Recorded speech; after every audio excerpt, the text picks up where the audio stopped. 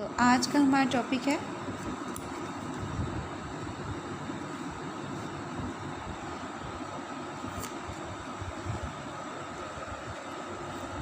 Polarisation of ions.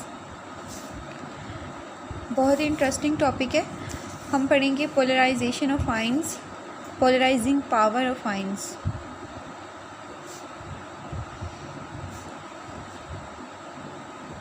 Ions की polarisation को discuss करेंगे। हम सपोज कर लेते हैं कि हमारे पास एक केटाइन है एंड एक एनाइन है। केटाइन पे ऑब्वियस बात है पॉजिटिव चार्ज होता है एंड एनाइन पे जो है वो नेगेटिव चार्ज होता है।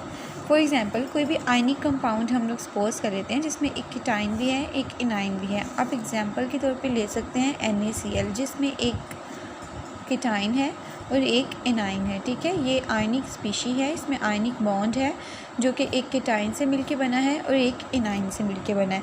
तो यहाँ पर होता क्या है, फिनोमिना क्या होता है कि जो केटाइन होता है, this one is cation and this one is A9.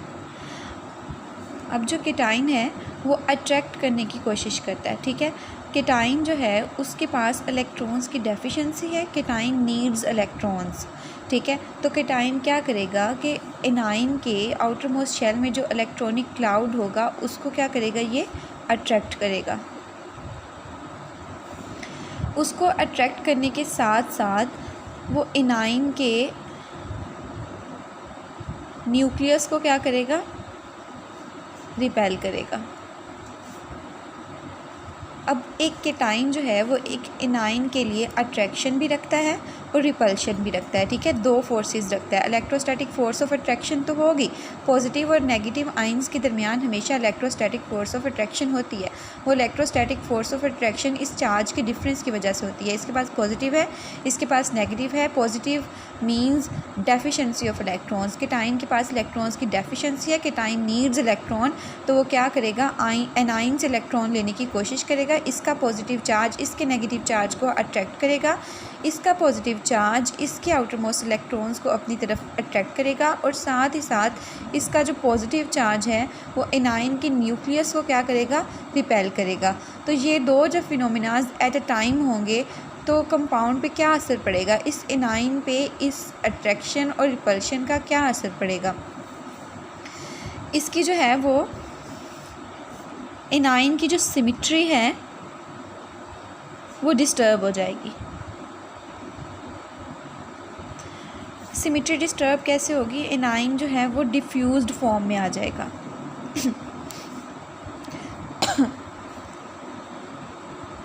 Diffuse form में कैसे आएगा कि ये जो केटाइन है उसके ऊपर अट्रैक्शन भी लगा रहा है, रिपल्शन भी लगा रहा है। दो तरह की फोर्सेस जो हैं वो एनाइन पे लग रही हैं। तो एनाइन जो है इन दो फोर्सेस की वजह से एनाइन की सिमेट्री डिस्टर्ब हो जाएगी। एनाइन एक डिफ्यूज्ड फॉर्म में आएगा। किस तरह की होती है डिफ्यूज्ड फॉर्म, यूँ हो जाएगा, यूँ आप कह लें। ठीक है, एक तरफ आ जाएगा नेगेटिव चार्ज और एक तरफ पॉजिटिव चार्ज। ये पड़ा हुआ है हमारा जी केटाइन। ठीक है, अब क्या हुआ है, केटाइन ने अट्रैक्ट करके इसके जो आउटर मोस्ट इलेक्ट्रॉन्स थे, नेगेटिव चार्ज था, वो अपनी तरफ कर लिया। ये देखें, ये जो नेगेटिव चार्ज है इसका रुख किसकी तरफ है, केटाइन की तरफ है। केटाइन की न्यूक्लियस के साथ रिपल्शन थी, न्यूक्लियस जो है वो दूसरी साइड पे आ गया। ठीक है, दो कॉर्नर्स जनरेट हो गए हैं, दो तरह के चार्ज जनरेट हो गए हैं एक ही जो है वो एनाइन में। एक एनाइन था हमारे पास, उसकी डिस्टॉर्शन हो गई है, उसकी सिमेट्री डिस्टर्ब हो गई है, उसके अंदर इटसेल्फ दो तरह के चार्जेस प्रोड्यूस हो चुके हैं। इसको हम लोग बोलते हैं पोलराइजेशन। ठीक है, ये जो एनाइन डिफ्यूज्ड हो चुका है उसकी क्या हुई है, पोलराइजेशन हुई है। और केटाइन जिसने इसको पोलराइज़ किया है, एनाइन को पोलराइज़ किसने किया है, केटाइन ने पोलराइज़ किया है। तो इसकी क्या है, केटाइन के पास क्या है, पोलराइजिंग पावर है। अब यहाँ पे क्वेश्चन ये राइज होता है कि क्या पोलराइजिंग पावर सिर्फ एक केटाइन के पास ही है, क्या एनाइन केटाइन को पोलराइज़ नहीं कर सकता जिस तरह केटाइन ने एनाइन को पोलराइज़ किया है। तो जी बिल्कुल, एनाइन जो है वो भी केटाइन को पोलराइज़ कर सकता है। कैसे कर सकता है ये हम लोग अभी देखते हैं। केटाइन है ये एनाइन है, ठीक है। हम लोग पहले पढ़ चुके हैं, मैंने आप लोगों को बताया था कि केटाइन जो है उसका साइज़ हमेशा एनाइन से कम होता है। केटाइन का साइज़ एनाइन से कम क्यों होता है? क्योंकि केटाइन जो है वो अपने इलेक्ट्रॉन्स पहले से ही लूज़ कर चुका है, ठीक है। हो सकता है उसके साथ ही आउटर मोस्ट जो है वो इलेक्ट्रॉन रिमूव करने के साथ साथ उसका आउटर मोस्ट शेल भी रिमूव हो गया हो। इसके बहुत सारे केसेस थे जो हमने डिस्कस किए थे। तो जब इलेक्ट्रॉन रिमूव हो जाता है किसी एलिमेंट से, एटम से, तो उसका साइज़ ऑब्वियसली रिड्यूस हो जाता है, ठीक है। और एनाइन का साइज़ ज़्यादा होता है पेरेंट एटम से, क्योंकि इसमें इलेक्ट्रॉन्स का एडिशन हुआ होता है, ठीक है, इसलिए इसका साइज़ ज़्यादा है। तो केटाइन का साइज़ जो है वो एनाइन की निस्बत बहुत छोटा होता है, ठीक है। एनाइन इसको जो है वो पोलराइज़ तो कर सकता है, yes it can polarise cation, लेकिन यहाँ पे होता क्या है कि केटाइन का साइज़ बहुत छोटा होता है। तो एनाइन जो है जब डिस्टॉर्शन करता है केटाइन में, तो केटाइन का साइज़ बहुत छोटा होने की वजह से डिस्टॉर्शन तो होती है, लेकिन वो बहुत निग्लिजिबल होती है, ठीक है, बहुत निग्लिजिबल डिस्टॉर्शन होती है। तो हम उसको इग्नोर कर देते हैं, ठीक है। इग्नोर क्यों करते हैं? क्योंकि केटाइन का जो साइज़ है वो बहुत स्मॉल है। उसके स्मॉल साइज़ होने की वजह से डिस्टॉर्शन आ तो रही है केटाइन में। एनाइन भी कर सकता है इसको डिस्टॉर्ट, जिस सेम वे में जिस तरह केटाइन ने एनाइन को किया है, एनाइन भी केटाइन को पोलराइज़ कर सकता है। इसके पास भी पोलराइजिंग पावर है, लेकिन केटाइन का साइज़ बहुत स्मॉल होता है, तो इसलिए हम इस फिनोमिना को जो है निगलेक्ट कर देते हैं। हम लोग सिंपली ये कह देते हैं कि ये बहुत ही मतलब अगर कोई चीज़ बहुत स्मॉल क्वांटिटी में हो रही हो, जिसका अफेक्ट ही ना हो रहा हो इतना, तो हम उसको निग्लिजिबल कह देते हैं, ठीक है, इग्नोर कर देते हैं। यहाँ पे भी जो है ये इग्नोर होगा, तो हम सिंपली ये कह सकते हैं कि जो पोलराइजिंग पावर है वो केटाइन की ज़्यादा होती है। याद रखिएगा पोलराइजिंग पावर का क्या मतलब है। पोलराइजिंग पावर का मतलब है कि एक आयन दूसरे आयन को पोलराइज़ कर सकता है। एक आयन दूसरे आयन की सिमेट्री को डिस्टर्ब कर सकता है। एक आयन दूसरे आयन की सिमेट्री को डिस्टॉर्ट कर सकता है, डिफ्यूज़ कर सकता है दूसरे आयन को।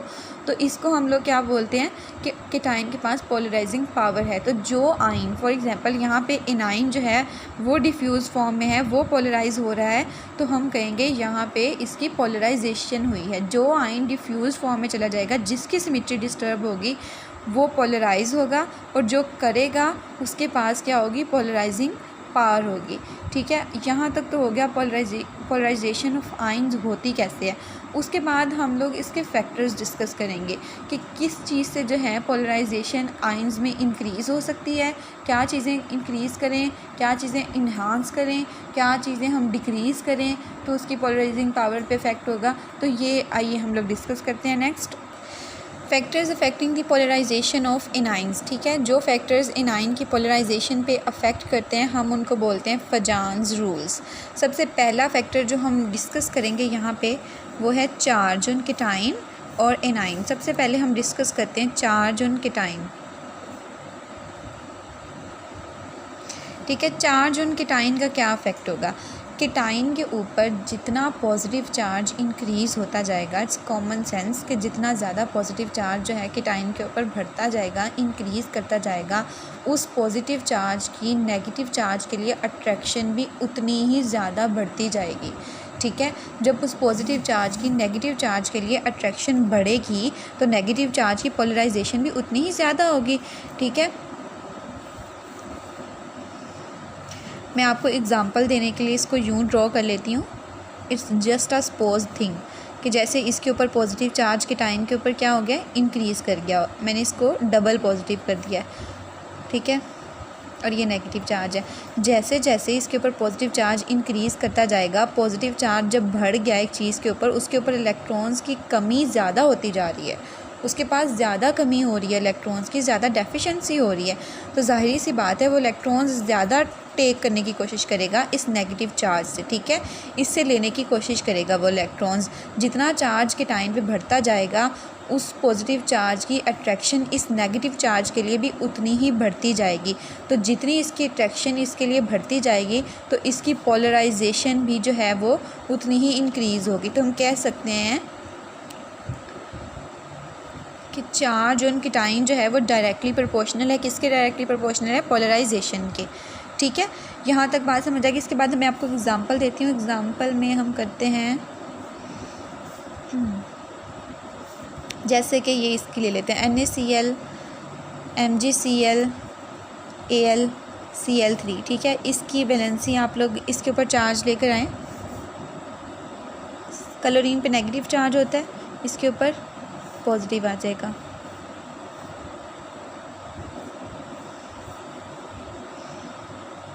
To positive plus 2 Cl negative, ये कैसे बनेगा?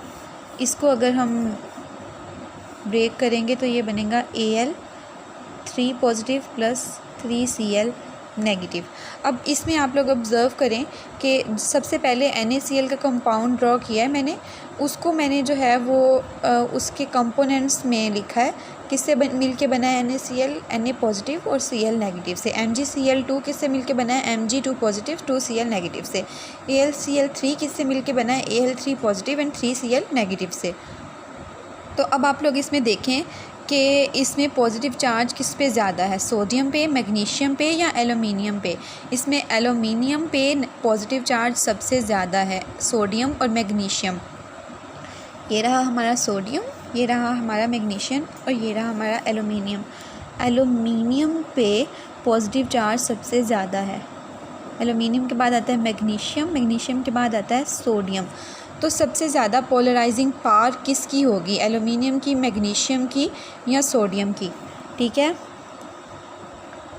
Trend on the basis of polarising power, ये मैंने इसका शॉर्ट फॉर्म यूज़ कर लिया।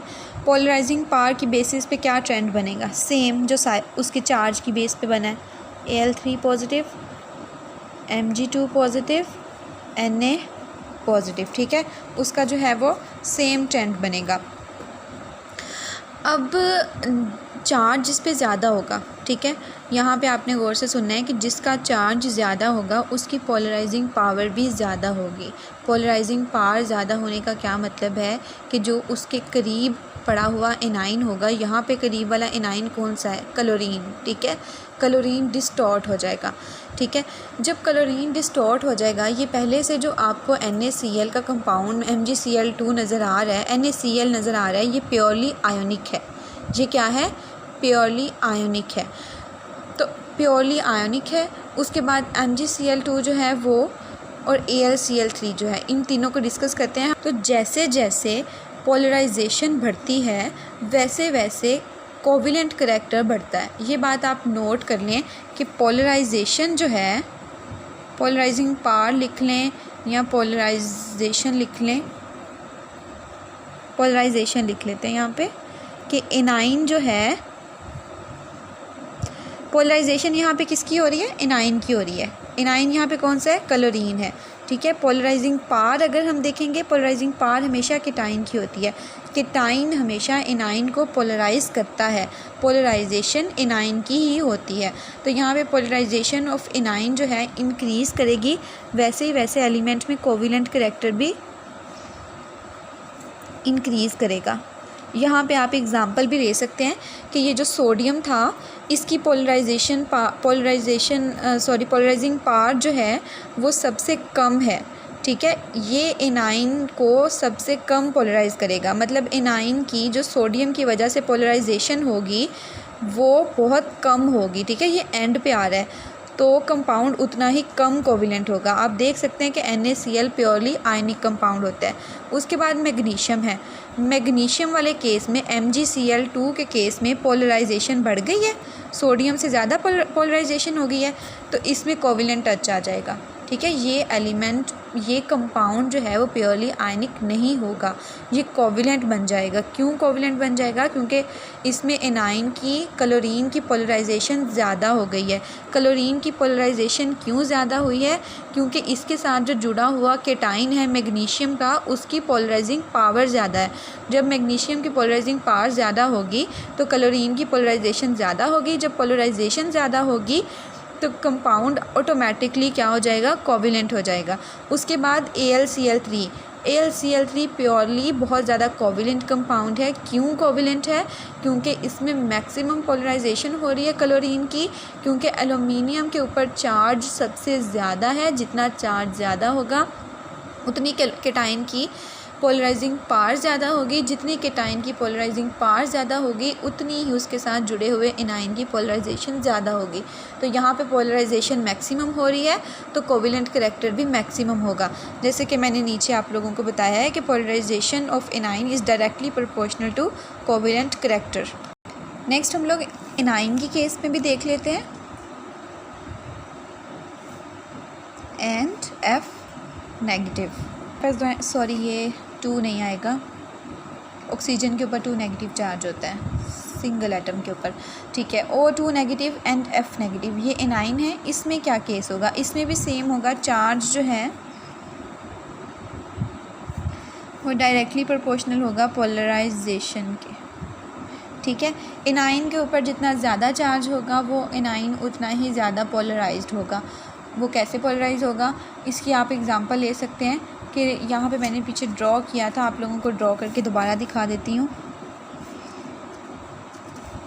या यहाँ पे हम लोग चार्ज बढ़ा दें पॉजिटिव, या यहाँ पे नेगेटिव बढ़ा दें, इफेक्ट सेम होगा।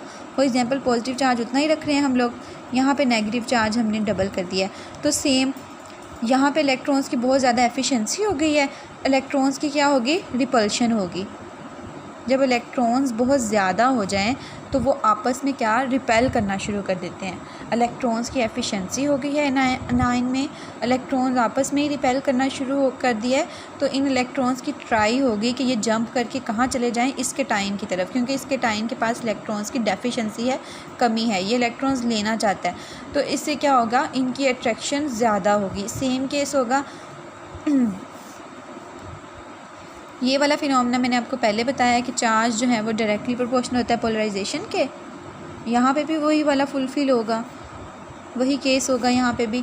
तो अब पोलराइजेशन किसकी ज़्यादा होगी, देखें O2 नेगेटिव का चार्ज ज़्यादा है एनाइन का, इसी एनाइन की पोलराइजेशन ज़्यादा होगी। F नेगेटिव की पोलराइजेशन O2 नेगेटिव के मुकाबले में कम होगी, ठीक है। O2 नेगेटिव जो है उसकी पोलराइजेशन ज़्यादा होगी, जब उसकी पोलराइजेशन ज़्यादा होगी तो उसमें कोवेलेंट करैक्टर भी ज़्यादा होगा, क्योंकि पोलराइजेशन जो है वो डायरेक्टली प्रोपोर्शनल होती है कोवेलेंट करैक्टर के, ठीक है। तो हम यहाँ पे कह सकते हैं कि O2 negative is more covalent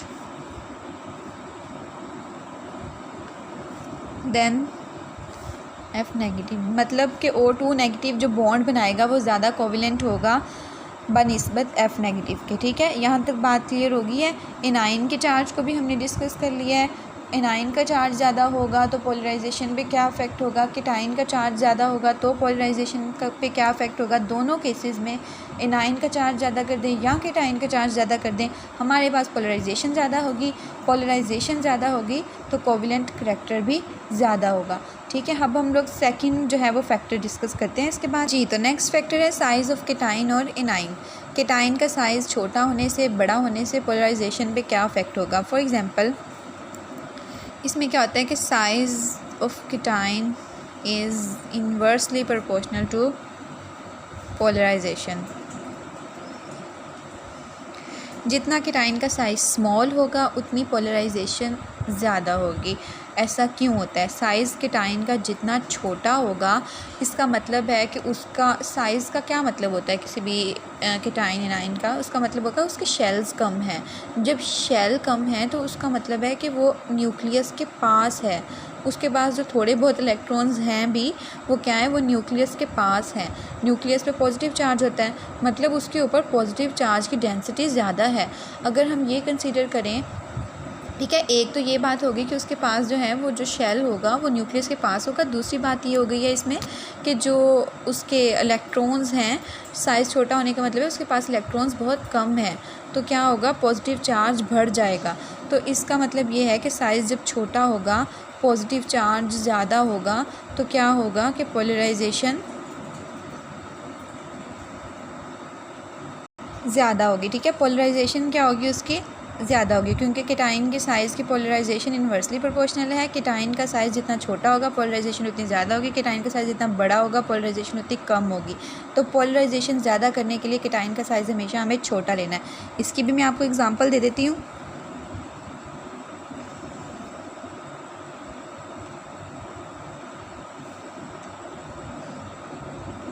इसमें ग्रुप सेकंड ए के एलिमेंट्स ले लेते हैं। ये मैंने आप लोगों को मेमोराइज़ करने के लिए भी दिए थे।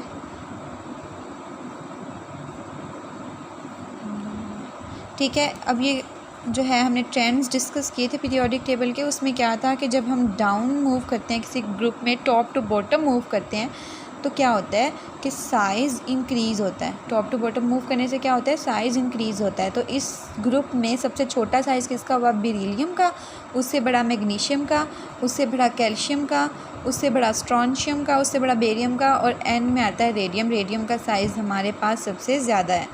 तो हम इसका ट्रेंड लिख लेते हैं। साइज़ इसका सबसे छोटा है तो इसकी पोलराइजेशन क्या होगी, सबसे ज़्यादा होगी। ये पोलराइजेशन का ट्रेंड मैं लिख रही हूँ।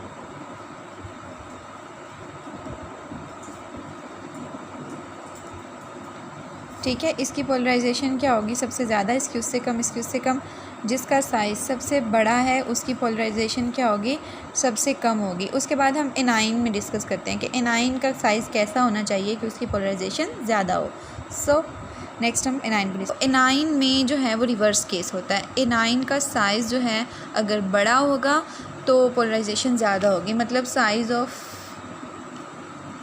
A9 is directly proportional to polarisation. ठीक है, वो कैसे, साइज़ जो है एनाइन का जितना ज़्यादा बड़ा होगा, एनाइन का साइज़ जितना बड़ा होता जाएगा, आउटर मोस्ट शेल के इलेक्ट्रॉन्स जो हैं वो न्यूक्लियस से उतने ही दूर होते जाएंगे।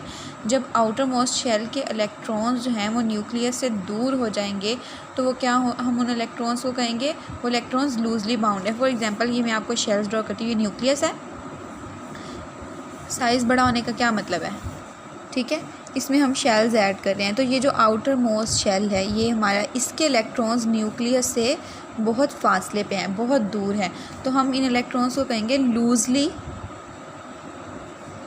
Bound electrons. ठीक है, ये लूजली बाउंड इलेक्ट्रॉन्स हैं। ये इलेक्ट्रॉन्स ईज़िली डिस्टॉर्ट हो सकते हैं।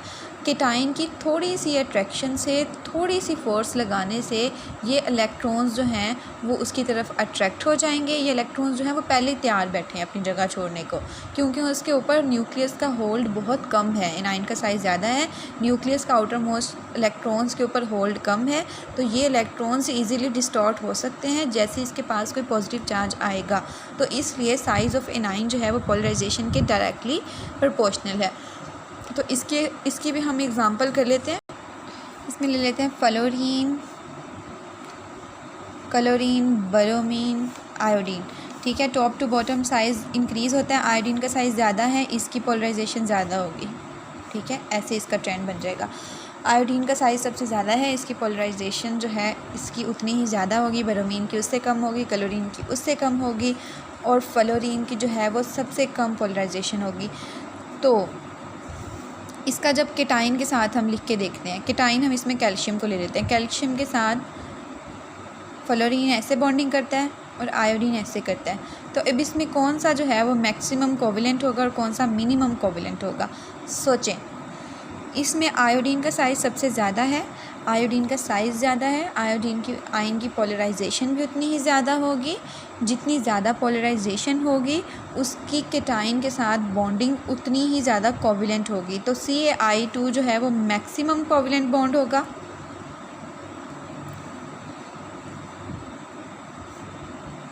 कोवेलेंट बॉन्ड होगा, और ये जो है वो मिनिमम कोवेलेंट होगा। ये बात आप लोगों ने हमेशा याद रखनी है कि पोलराइजेशन जो है वो डायरेक्टली प्रोपोर्शनल है कोवेलेंट करैक्टर के। जिसमें पोलराइजेशन जितनी ज़्यादा हो रही है उसमें कोवेलेंट करैक्टर उतना ही ज़्यादा पाया जाएगा। लास्ट हमारे पास जो फैक्टर है वो है इलेक्ट्रॉनिक कन्फिग्रेशन ऑफ केटाइन। दो तरह की इलेक्ट्रॉनिक कन्फिग्रेशन मैंने यहाँ पे बताई हुई है आपको, NS2P6D10। ये आउटर मोस्ट इलेक्ट्रॉनिक शेल की कन्फिग्रेशन है। ठीक है, NS2P6D10 आउटर मोस्ट जो शेल है उसकी कन्फिग्रेशन ये होगी। इनके इलेक्ट्रॉन्स को प्लस करें तो 18 इलेक्ट्रॉन्स बनते हैं। इस कन्फिग्रेशन को बोलते हैं नॉन इनर्ट गैस कन्फिग्रेशन। जो सेकंड टाइप की कॉन्फ़िगरेशन मैंने दिखाई है NS2NP6, इसमें 8 इलेक्ट्रॉन्स बनते हैं आउटर मोस्ट शेल में, इसको बोलते हैं इनर्ट गैस कॉन्फ़िगरेशन। ठीक है। इन दो कॉन्फ़िगरेशंस का कंपैरिजन करें अगर हम, याद रखिएगा ये दोनों कॉन्फ़िगरेशंस केटाइन के लिए हैं, ठीक है, these are specific for cation. इन दोनों कॉन्फ़िगरेशन का अगर हम कंपैरिजन करें तो जो फर्स्ट वाली कॉन्फ़िगरेशन NH2 NP6 D10 जो है, इस केस में जो केटाइन है उसकी पोलराइजिंग पावर जो होती है एनाइन को पोलराइज करने के लिए जो पोलराइजिंग पावर होती है केटाइन की वो ज़्यादा होती है, ठीक है। वो क्यों ज़्यादा होती है? वो इसलिए ज़्यादा होती है कि जो इसमें इलेक्ट्रॉन्स हैं D10 वो ज़्यादा हैं, ठीक है। इसमें D10 इलेक्ट्रॉन्स जो हैं वो न्यूक्लियस, केटाइन के न्यूक्लियस को शील्ड नहीं करते हैं, ठीक है, अच्छे से शील्ड नहीं करते, ठीक है, लेस इफेक्टली। जब न्यूक्लियस अच्छे से शील्ड नहीं होगा तो न्यूक्लियस जो है वो मतलब एक तरह से आप ये कह लें कि वो शील्ड नहीं है, उसके ऊपर ज़्यादा प्रोटेक्शन नहीं है, तो न्यूक्लियस विजिबल है। न्यूक्लियस जो है उसके ऊपर पॉजिटिव चार्ज होता है, जैसे केटाइन के ऊपर पॉजिटिव चार्ज होता है। जब न्यूक्लियस शील्ड ही नहीं है, प्रोटेक्टेड ही नहीं है, तो न्यूक्लियस जो है उसके ऊपर भी पॉजिटिव चार्ज है, वो भी अट्रैक्ट कर सकता है एनाइन को, ठीक है। तो D10 जो है वो लेस इफेक्टिवली जो है वो न्यूक्लियस को शील्ड करते हैं then S and P electrons of NH2 and NP subshells, ठीक है। इनके निस्बत D10 इलेक्ट्रॉन्स कम इफेक्टिवली शील्ड करते हैं, न्यूक्लियस जो है वो ज़्यादा अट्रैक्शन शो करता है एनाइन के लिए, तो इस वजह से इसकी इस वाली कॉन्फ़िगरेशन की जो पोलराइजिंग पावर है केटाइन की वो ज़्यादा होगी। ये थे 3 हमारे फैक्टर। तो हमारा टॉपिक जो है यहाँ पे कंप्लीट हुआ है। पोलराइजेशन क्या होती है, कौन से आयन की पोलराइजिंग एबिलिटी, पोलराइजिंग पावर ज़्यादा होगी, किसकी पोलराइजेशन क्या ज़्यादा होगी। पीरियोडिक टेबल में सब ग्रुप्स में आप लोगों को ट्रेंड्स पता है कि डाउन जाएं, टॉप टू बॉटम जाएं तो साइज़ इंक्रीज़ होता है। चार्ज से क्या अफेक्ट होगा, साइज़ से क्या अफेक्ट होगा, तो ये MCQs में आपसे पूछा जा सकता है। तो ये कॉन्सेप्चुअल टॉपिक है, इसको कॉन्सेप्चुअल तरीके से ही स्टडी करना है और जो है इसमें बहुत सारे MCQs बन सकते हैं। तो यहाँ पे हमारा टॉपिक ख़त्म हुआ है पोलराइजेशन का, पोलराइजिंग पावर ऑफ आयंस का,